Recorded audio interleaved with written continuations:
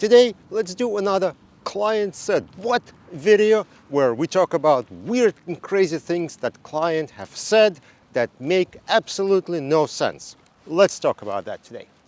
All right, we're gonna get some video evidence of people doing illegal stuff. Now, same disclaimer as before. Everyone is a different skill level and we're not trying to make fun of them. Everyone learns at their pace and it's totally fine. Also, there's a question of training and not everyone has been trained and explained how to do things the right way and they're just doing best with what they can. So we're not making fun of people, but we are kind of learning on what not to do by using extreme cases. So let's do that.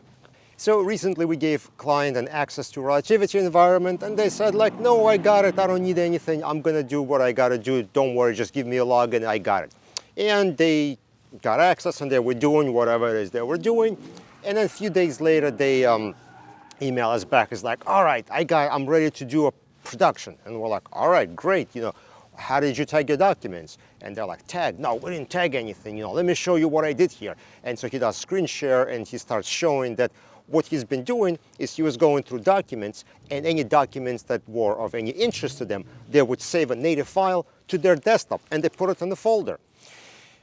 So yeah, that's where they probably should have taken that offer to do the training and be explained how, tagging done and things like that. But that's what they chose to do. In their review, they were saving native files to our desktop, and then they said, okay, here is the folder of native files, let's run the production. I don't have to explain to you guys why not to do that, right? So yeah, I'm not going to. And if you think you can't top that, well, yes, you can. We had a client who decided to write down control numbers that need to be produced in a physical notepad. They opened up a notepad and they were writing down control numbers, the documents that are of interest. They did go through training. They were explained how things work, but they just chose to ignore it. I don't know, maybe they fell asleep during a Zoom call or something like that, or they just didn't listen to anything, or they decided things were too hard. Whatever the situation was, they didn't follow anything that was explained to me, and they basically had a couple of pages in their notepad of control numbers that they said, okay, these are the numbers that I'm interested in, I want to do X, I want to do Y, and so on. Again, no explanation necessary why you shouldn't do that. And then there was another time where a client called us up and said, hey, I'm starting to review documents, I'm going to be marking them, this and that. And we said, okay, great, do what you're doing. So they were reviewing them, they were tagging them, and they were like hitting save and next, right? They were going save and next, save and next. And then they called us up and it's like, okay, so I've been saving these documents. Where have I been saving them to? I don't see them on my desktop or anything. What is this save and next? And we were like, well, how many did you do? And they're like hundreds of them. So I'm like, okay, so you don't know what save and next does, but you've been clicking on that like for hundreds of documents and you're not really sure what that action actually does. And they're like, yeah, we don't really know. So we don't know if their work got saved or not saved, were they actually tagging, or what they were thinking of save and next does. I think what they were thinking is save actually saves document to their local computer, and then they can move on to the next document and do something else. So not totally sure, someone else handled that case, but it was just funny to see this email saying, yeah, I've been doing save and next for 1,000 documents, but I'm not sure what that means. So yeah, that's fun.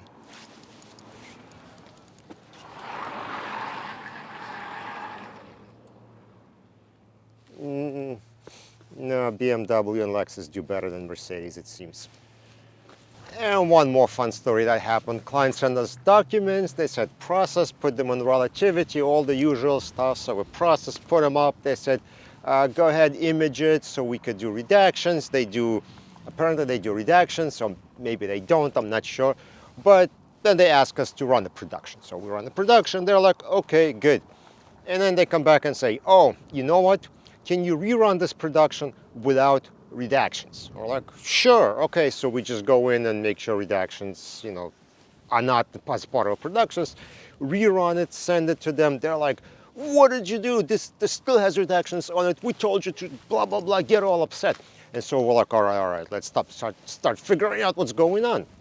And so we go in, and some of the documents they sent to us, the native files, they were PDF files that were redacted, like permanently. Somebody burned in redactions and turned those images into PDF, and they sent them to us. And they were asking us to remove those redactions that were done outside of relativity, and they were getting mad at us when we couldn't do that. So obviously, any redactions you do should not be done outside of the review environment. They should not be done in PDF format or on an image or anything else. You do that inside the relativity environment. You use redaction tool. This way you have an option of showing it or hiding it or producing with redaction or without. So hopefully that clears up for those who don't know how redactions work. But that was another fun story I wanted to share. So these are some of my fun stories that I happened to hear about recently. If you have any, put them in the comment section below. Don't forget to follow on LinkedIn, subscribe on YouTube, and I will see you on another video.